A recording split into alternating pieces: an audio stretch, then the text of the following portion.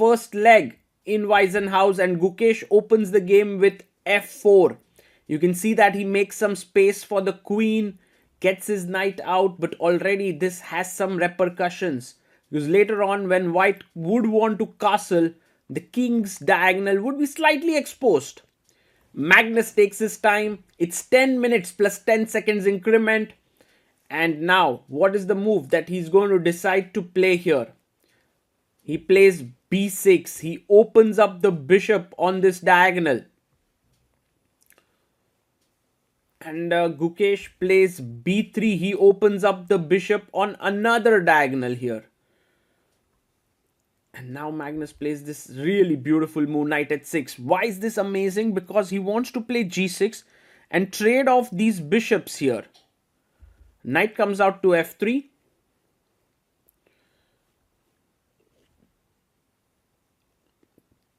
And Magnus plays g6. Gukesh trades off the bishop. Queen takes. And now you can see that here the queen has a very nice diagonal. But Gukesh plays g3. He wants to trade off the other bishops as well. And now pawn to c5. Magnus gains some space in the center of the board. And Gukesh pushes his pawn to e3, opening up the queen, maybe wanting to give a check. The knight comes to c7, defending the square on a6. And Gukesh brings his knight out.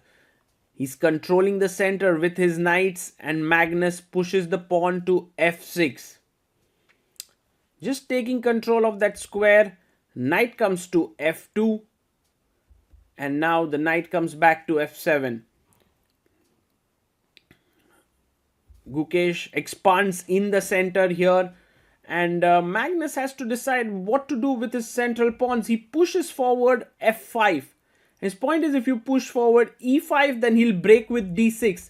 So Gukesh brings his queen to e2. But now Magnus strikes in the center, and you can see how all the 4 pawns are now facing each other. There's a lot of stress in the position. F takes e5, taken here by Magnus. He takes back, Magnus takes back, knight takes e5. And he takes the knight. Queen takes. And there's a small pin here.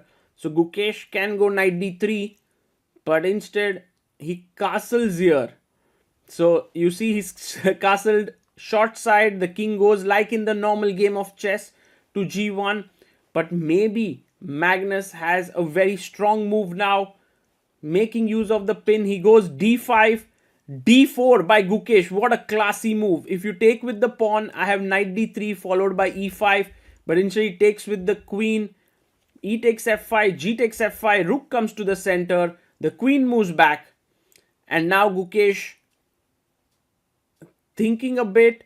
He has 3 minutes 50 seconds. Magnus has 5 minutes on the clock. But what essentially Gukesh has done now with knight to h3 is that for one pawn, f5 pawn is weak. He has the f4 square for his knight. Rook comes to f8. And white has enough compensation. c4, I love this move. Because now he's trying to trade off the bishop as well. Long castle has been done.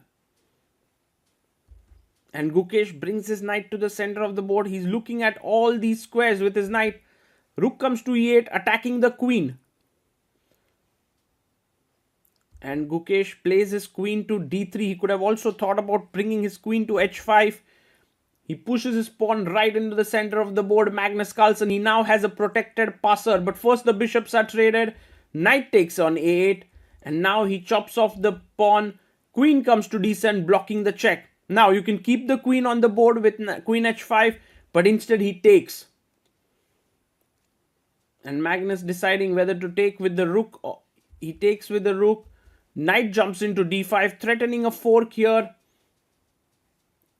And we have a very nice imbalance on the board.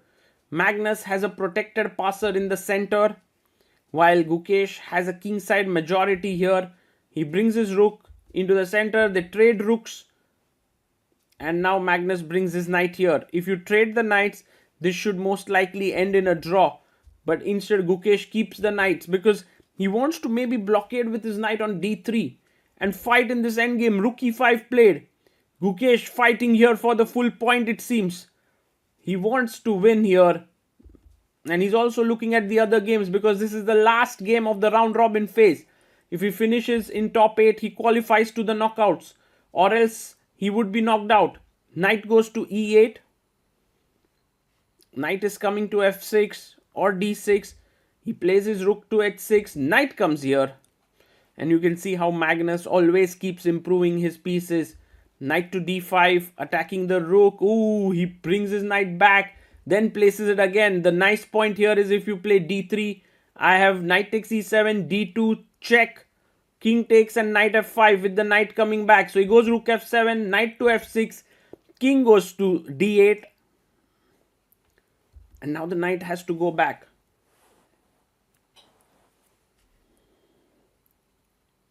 The king is a bit cut off. He goes knight f5. Rook comes to the center of the board. The king moves up and now rook f6 would be very, very decent move. The position is equal, but instead he goes back. This is not the best move here by Gukesh. And the king comes up. Slowly and steadily, it feels like Magnus is taking over the control. Gukesh pins the knight here. But b5, what a nice move here. Just shaking up the roots of the position. King f1, he takes, pawn takes. Now the c4 pawn can become weak with king e5 and knight d6. He does go king e5, fantastic move. And Gukesh plays his king to e1. Knight d6, hitting here. Maybe knight f4 is the best move. He finds it. It's an excellent move. If you take knight c4, I have knight d3 check, king e6 and knight takes c5. So he plays rook c7. He brings his rook check, king f5. And now knight comes to d5. This is a mistake because now rook b7 entering here with the rook is very powerful. Magnus finds it. What a nice move here. Now c4 is hanging. The rook has been protected. Knight e4 is coming in. He pushes his pawn to h3, but this is not going to work out now. Knight takes c4, but even stronger is to just bring your knight into the center with e4, knight e4. Magnus takes his time. He knows he's winning here. And he jumps in, knight to e4, and he just sort of punches the knight on the e4 square. He knows he's going to beat the first ever encounter between him and the world champion, king e5. And now there's just no way to stop this check. Because if you see, both the flight squares have been taken away. So he goes rook king f1, d3 played, rook moves back. And now it's time to enter with the rook. No, with the king. He enters king d4. He's attacking the c4 pawn. And Gukesh resigns. Magnus Carlsen wins the game. Very intense game there. Gukesh fighting with all his might. He